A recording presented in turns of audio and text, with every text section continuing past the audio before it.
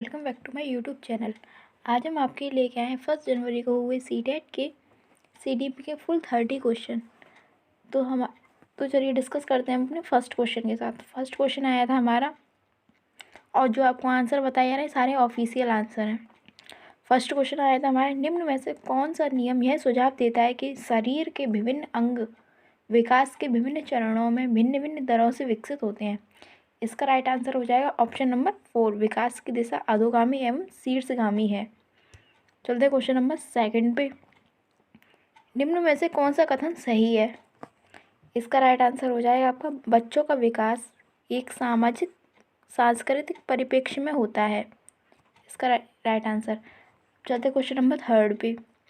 Question number third आया था हमारा, आनुवंशिक विन्यास के पूर्व निर्धारित रूप में प्रकट होने वाली प्रक्रिया क्या कहलाती है? आनुवंशिक विन्यास के पूर्व पहले से जो निर्धारित हो जाती है वह प्रक्रिया क्या कहलाती है?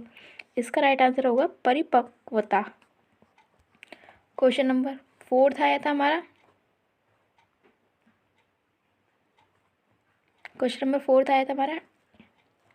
डैश समाजीकरण का प्राथमिक और डैश समाजीकरण का द्वितीयक कारक है। प्राथमिक कारक कौन सा, ये तो आपको पता ही है। प्राथमिक कारक है हमारा परिवार, और द्वितीय कारक क्या है? विद्यालय। क्वेश्चन नंबर फिफ्थ आया था हमारा, लॉरेंस कॉलबर्ग के अनुसार 7 से 8 वर्षीय बच्चों में नैतिक निर्णय लेने का क्या आधार है? क्या आधार है? इसका राइट आंसर होगा, जो 7 से 8 वर्षीय बच्चे कैसे निर्णय लेते हैं? दंड और आज्ञा पालन, ये आधार है इसका। क्वेश्चन नंबर 6 आया था हमारा, जीन पियाजे के सिद्धांत में क्रमबद्धता किस शब्द में प्रयोग हुआ है? इसका राइट आंसर होगा आपका, वस्तुओं को किसी एक आयाम जैसे लंबाई आधारित क्रम देना, उनको सीक्वेंस में लगाना वस्तुओं को, जैसे लंबाई के आधार पर। क्वेश्चन नंबर 7 आया था हमारा, 5 वर्षीय नसीमा को यह लगता है कि चिकनी मिट्टी के गोले को यदि दबाकर एक सांप के रूप में परिवर्तित करें तो चिकनी मिट्टी बढ़ जाती है। जीन पियाजे के अनुसार उसकी इस सोच के पीछे कौन सा तर्क है? इसका राइट आंसर होगा केंद्रीयता, सेंट्रेशन है। वो ये समझती है ये चिकनी मिट्टी है, इसको हम दबा देंगे तो ये लंबी हो जाएगी, ज़्यादा हो जाएगी ये मिट्टी। तो क्वेश्चन नंबर 8 आया था हमारा, लेव वाइगोत्स्की के संज्ञानात्मक विकास का सिद्धांत डैश पर आधारित है। वाइगोत्स्की का संज्ञानात्मक जो सिद्धांत है वो किस पर आधारित है? सामाजिक संरचना पर। वाइगोत्स्की सोशल, कल्चर और लैंग्वेज, ये उनका सिद्धांत ये 3 एस्पेक्ट पर ही आधारित है। चलते क्वेश्चन नंबर 9 पे। क्वेश्चन नंबर 9 आया था हमारा, लेव वाइगोत्स्की ने बच्चे के स्वयं से संवाद करने की प्रक्रिया के लिए किस शब्द का प्रयोग किया है? स्वयं से संवाद मतलब सेल्फ डायरेक्शन दे रहा है बच्चा खुद को, तो इसको वाइगोत्स्की ने क्या कहा है? इसका राइट आंसर को निजी संवाद, प्राइवेट स्पीच। क्वेश्चन नंबर 10 आया था हमारा, एक प्रगतिशील कक्षा की निम्न में से कौन सी विशेषता है? प्रगतिशील कक्षा की क्या विशेषता है? सहयोगितापूर्ण अधिगम, बच्चे ग्रुप में बैठ के सीखते हैं, एक दूसरे से सहयोग लेके, जो कि जॉन डुई ने दी थी प्रगतिशील कक्षा के बारे में बताया था, प्रोग्रेसिव एजुकेशन। क्वेश्चन नंबर 11 आया था हमारा, एक बच्चे में दूसरों की नीयत और इच्छाओं को समझने की योग्यता है, यह बुद्धि किस रूप को दर्शाती है? इसका राइट आंसर होगा आपका, यह बुद्धि क्या दर्शाती है? अंतरा व्यक्तिक बुद्धि, मतलब जो दूसरे की उसको समझ लेता है, दूसरे की इच्छाओं को, तो उसको क्या बोलते हैं? Interpersonal intelligence. इंग्लिश में ध्यान रख लो, जो दूसरों की समझ ले वो इंटरपर्सनल, और जो खुद की समझ ले वो इंट्रा होता है, INT, अरे इंट्रापर्सनल इंटेलिजेंस होती है उसकी। दूसरों की समझे वो इंटर, और जो खुद की समझे वो इंट्रा। क्वेश्चन नंबर 12 आया था हमारा, राष्ट्रीय शिक्षा नीति 2020 में निम्न में से कौन सा कथन प्रस्तावित है? इसका राइट आंसर हो जाएगा, बाल विद्यार्थियों के लिए बहुभाषी होने के उच्च संज्ञानात्मक लाभ हैं। क्वेश्चन नंबर 13 आया था हमारा, जेंडर भूमिकाएं हैं। जेंडर भूमिकाएं कैसी हैं? अधिग्रहित व्यवहार हैं जेंडर भूमिकाएं, जो हमने समाज से सीखी हैं जेंडर और क्वेश्चन नंबर 14 आया था हमारा, सतत एवं समग्र मूल्यांकन का प्राथमिक उद्देश्य क्या है? कॉम्प्रिहेंसिव इवेल्युएशन का, कॉन्टिन्यूस एंड कॉम्प्रिहेंसिव मूल्यांकन का क्या उद्देश्य है? इसका राइट आंसर होगा छात्रों की समझ को आंकना और पाठ्यक्रम तथा शिक्षा शास्त्र को इसको अनुसार रूपांतरित करना। क्वेश्चन नंबर हमारा 15 आया था, अपनी कक्षा के लिए मूल्यांकन पद्धति तय करने से पहले एक शिक्षक को किन किन बातों पर विचार करना चाहिए? मेरे अलावा इन परिणामों का उपयोग कौन करेगा? विशिष्ट छात्रों के अधिगम वक्र का पता लगाने का सर्वोत्तम तरीका क्या है? कौन सा तरीका अध्यापक को स्वयं के शिक्षा शास्त्र पर चिंतन में मदद करेगा? कौन सी विधि छात्रों को उच्चतम अंक पाने में मदद करेगी? ये तो हमें करना ही नहीं है। उच्चतम अंक कैसे आए, कौन सी विधि लगाएं, और मेरे अलावा इन परिणामों का कौन उपयोग करेगा? इसका राइट आंसर होगा सेकंड और थर्ड। इस वाले क्वेश्चन का सबको कॉमन नंबर मिला था क्योंकि इसमें ऑप्शन ही नहीं था कोई सेकंड और थर्ड का, इस वजह से। क्वेश्चन नंबर 16 आया था हमारा, समावेशी शिक्षा से क्या अभिप्राय है? इसका राइट आंसर होगा योग्यताओं से परे होकर सभी बच्चों को गुणवत्तीय शिक्षा उपलब्ध कराई है। उसमें सारे बच्चे आ जाएं समावेशी कक्षा में, भेदभाव नहीं करना उसमें। क्वेश्चन नंबर 17 आया था हमारा, कथन और कारण वाला। पढ़ाते समय एक शिक्षक को पाठ्य सामग्री को दर्शाने के विभिन्न तरीके अपनाने चाहिए। ये तो राइट बात है, उनको पढ़ाते समय अपने टीचिंग मटेरियल्स का यूज़ करना चाहिए, बिल्कुल सही है। इसका कारण क्या दिया है? शिक्षक को अधिगमकर्ताओं की विविध आवश्यकताओं हेतु अपने शिक्षा शास्त्र को उनके अनुकूलन बनाना चाहिए। इसका कारण भी सही दिया है। क्यों अपनाने चाहिए उनको अपने टीचिंग मटेरियल एड्स? क्योंकि जो उनके लर्नर है ना, लर्नर्स हैं, उनको जो उनको शिक्षा दे रहे हैं उनको अधिगम को है ना अनुकूल बनाया जा सके। इसका राइट आंसर क्या हुआ? ए और आर दोनों सही हैं और आर सही व्याख्या करता है ए की। अब चलते हैं क्वेश्चन नंबर 18 पे। क्वेश्चन नंबर 18 आया था हमारा, एक बच्ची लिखाई में निरंतर कठिनाई का सामना करती है, उसे अक्षर बनाने और शब्दों के बीच अंतराल करने में चुनौती महसूस होती है। यह लक्षण किस अधिगम विकार की ओर इशारा करते हैं? इसका राइट आंसर क्या होगा? आलेख वैकल्य। उसको लिखने में दिक्कत होती है। आलेख वैकल्य को क्या बोलते हैं इंग्लिश में? डिस्ग्राफिया। और पढ़ने में होती है उसको क्या बोलते हैं? पठन वैकल्य, डिसलेक्सिया। और गणन वैकल्य किसको बोलते हैं? जो मैथमेटिक्स प्रॉब्लम सॉल्व करने में दिक्कत होती है, डिसकैलकुलिया। क्वेश्चन नंबर 19 आया था हमारा, विद्यार्थियों में व्यक्तिगत विभिन्नताओं को पूरा करने के लिए एक शिक्षक को क्या करना चाहिए? इसका राइट आंसर होगा मानकीकरण पद्धति। ये तो बिल्कुल नहीं रॉन्ग। शिक्षा शास्त्रीय उपागमों और मूल्यांकन के विविध साधनों का उपयोग करना चाहिए।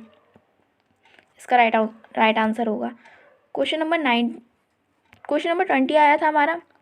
20th क्वेश्चन था, निम्न में से कौन सा सृजनात्मकता का अनिवार्य लक्षण है? सृजनात्मकता क्या होती है? क्रिएटिविटी का कौन सा लक्षण अनिवार्य? अपसारी चिंतन मतलब दिशाओं में सोचना, एक प्रॉब्लम के अनेक सॉल्यूशन निकालना। क्वेश्चन नंबर 21 आया था हमारा, छोटे बच्चे ज्ञान की संरचना और अर्थ किस प्रकार से निकालते हैं? इसका राइट आंसर क्या होगा? सक्रिय अन्वेषण द्वारा, खेल द्वारा, पदार्थों पर क्रिया और प्रयोग द्वारा, या सहपाठियों और वयस्कों के संग सहभागिता द्वारा।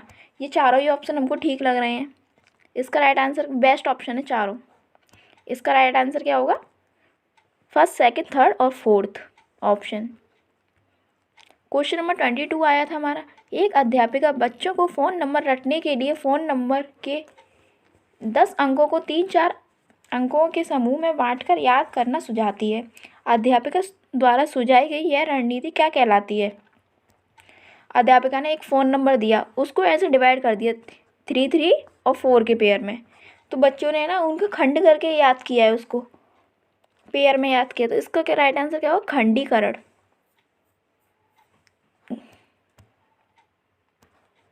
क्वेश्चन नंबर 23 आया था हमारा, निम्न में से अधिगम की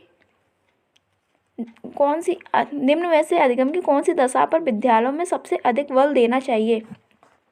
इसका राइट आंसर होगा आपका परिवेश से सहभागिता द्वारा कौशलों और ज्ञान का अर्जन। अब क्वेश्चन नंबर 24 आया था हमारा, निम्न में से कौन सा युग्म सामाजिक संरचनात्मक उपागम के अनुसार छात्रों को पढ़ने को सुसाध्य करता है? इसका राइट आंसर होगा फर्स्ट और सेकंड। सलमा विद्यार्थियों को नए शब्द सिखाने के लिए फ्लैश कार्ड का उपयोग करती है और उनके सही उत्तरों के लिए उन्हें टॉफ़ी देकर पुरस्कृत करती है। और परामती विविध प्रकार की पुस्तकें अपने विद्यार्थियों को पढ़ने के लिए देती है।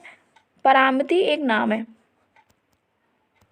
जो विद्यार्थियों के एक विशिष्ट पुस्तक पढ़ते हैं उन्हें नियमित रूप से पुस्तक पर परिचर्चा करने के लिए कहती है।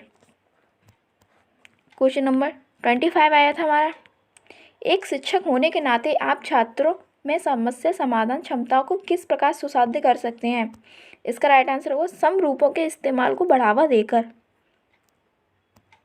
और क्वेश्चन नंबर 26 आया था हमारा, निम्न में से कौन सा सार्थक अधिगम को सुसाध्य करेगा?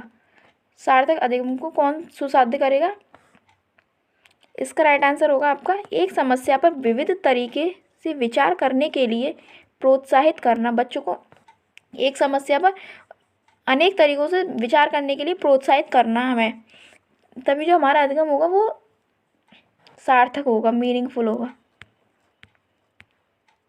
क्वेश्चन नंबर 27 आया था हमारा, अगर विद्यार्थी अपने कार्य की सफलता को आंतरिक कारणों पर आरोपित करते हैं तो उनमें डैश की भावना उत्पन्न होती है। किसकी भावना उत्पन्न होती है?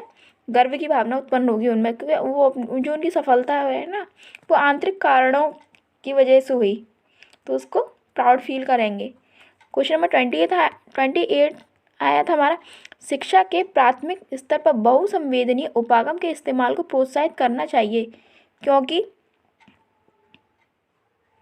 यह अधिगम को एक और प्रभावशाली बनाता है। यह कुछ बच्चों को शिक्षा करने के मौके वर्जित करने के मौके देता है। यह अध्यापक की निर्दिष्ट अवधि का समय बचाता है। इसका राइट आंसर क्या हो जाएगा आपका? यह अधिगम को अधिक प्रभावी बनाता है। क्वेश्चन नंबर 29 आया था हमारा, बच्चे अक्सर विभिन्न संकल्पनाओं के बारे में वैकल्पिक संकल्पनाएं और भ्रांतियां गठित कर लेते हैं। इस संदर्भ में कौन सा कथन सही नहीं है? जो उनकी वैकल्पिक संकल्पनाएं होती हैं उनके मिसकॉन्सेप्शन होती हैं। जैसे कि बच्चे कहीं जाते हैं, ट्रेन में जाना है बच्चे, तो उनके साथ पेड़ भी चल रहे हैं। जो उनकी भ्रांतियाँ हैं ना वो उन्होंने अपने दिमाग में बैठा ली हैं। तो हमें इसके बारे में कौन सा कथन सही नहीं है? इसका राइट आंसर होगा एक अध्यापिका को बच्चों द्वारा घटित वैकल्पिक संकल्पना और भ्रांतियों को सख्त रूप से हतोत्साहित करना चाहिए। बच्चों और वयस्कों में वैकल्पिक संकल्पनाओं और भ्रांतियों का गठन बहुत स्वाभाविक है। एक अध्यापिका को निश्चित रूप से इन वैकल्पिक संकल्पनाओं और भ्रांतियों पर गौर करना चाहिए क्योंकि ये सीखने सिखाने की प्रक्रिया में महत्वपूर्ण है। वैकल्पिक संकल्पना और भ्रांतियाँ सदैव निराधार नहीं होती। इसका राइट आंसर क्या होगा?